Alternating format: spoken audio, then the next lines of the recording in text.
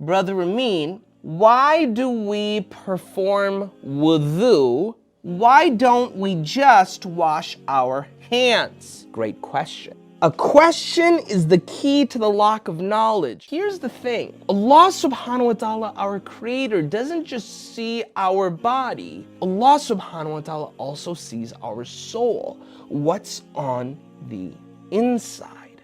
Now think about every mistake that you may have made in the future or in the past. Maybe you saw something that you probably shouldn't have seen. Maybe you heard something that you probably shouldn't have listened to. Maybe you said something that you probably shouldn't have said. Maybe you used your hands to do something that you probably shouldn't have done.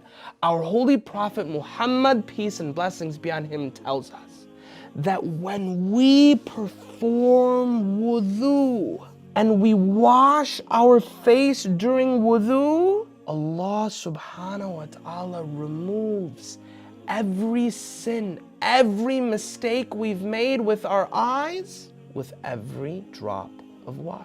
When we wash our hands, Allah subhanahu wa ta'ala forgives every mistake we've made with every drop of water.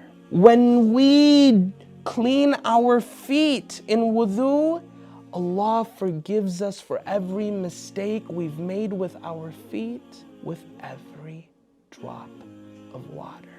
When we perform wudu, as every drop of water falls from our face, from our hands, from our feet, Allah purifies our soul.